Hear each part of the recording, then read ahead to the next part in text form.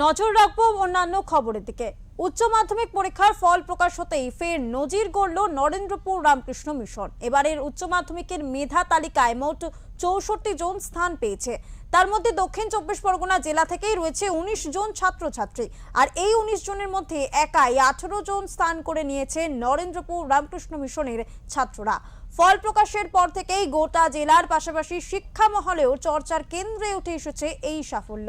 এবারের উচ্চ মাধ্যমিক পরীক্ষায় রাজ্যে প্রথম স্থান অধিকার করেছে নরেন্দ্রপুর রামকৃষ্ণ মিশনের ছাত্র আদ্রিত পাল। তার প্রাপ্ত নম্বর 496। দ্বিতীয় স্থানেও রয়েছে নরেন্দ্রপুরের দুই ছাত্র ঋতব্রত নাথ এবং ঐতিহ্য পাছাল। ফল প্রকাশের পর বিদ্যালয় চত্বরে খুশির আবহ। শিক্ষক কর্মীরা এবং ছাত্রছাত্রী অভিভাবকদের মধ্যে আনন্দ ছিল চোখে পড়ার মতো।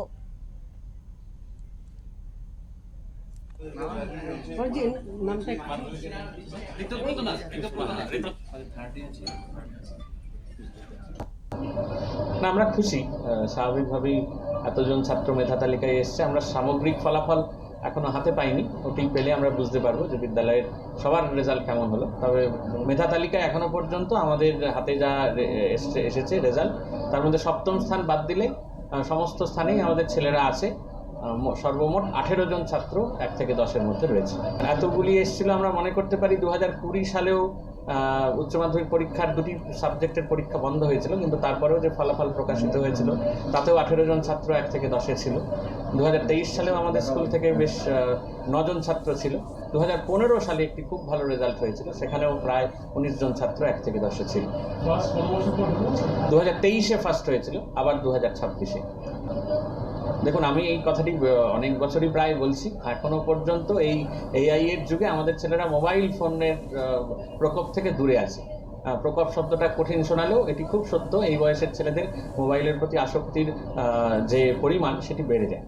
তো স্বাভাবিকভাবেই এটিকে একটা নিরবিচ্ছিন্ন মনঃসংযোগ ধরে রাখার জন্য কিন্তু আমাদের এই বিদ্যালয় সেই পরিবেশটি প্রদান করে, এবং অবশ্যই ছাত্রদের পরিশ্রম, ছাত্রদের লড়াই, মাস্টারমশাইদের প্রত্যেকের পরিশ্রম, এই সব মিলিয়েই আমাদের হস্টেলে আবাসিক যে সিস্টেমে থাকে ছাত্ররা, সেখানে যারা থাকেন ভবনে হস্টেলে, তারা যা হস্টেল ওয়ার্ডেন আছেন তাদের যে পরিশ্রম, এই সমস্ত কিছু মিলিয়েই এই সামগ্রিক ফলাফল ভালো হয়। না দেখুন, থার্ড সেমিস্টারে আমি র্যাঙ্ক পাইনি, তখন বেশ কিছু নম্বর ডেফিসিট ছিল। এবার তখন একটা খারাপ লাগা কাজ করেছিল। তো তখন ছিল যে নিশ্চয়ই ফোর্থ সেমিস্টারে যদি খাটি নিশ্চয়ই হবে, এই বিশ্বাস ছিল। তো আমি দিয়েছিলাম ফোর্থ সেমিস্টার, যতটা আমাদের যেই মেন্স ছিল তারপরেই মানে খুব কাছাকাছি ছিল, তো সেইটা সময়তেই বেশি স্ট্রেস করে পড়েছিলাম।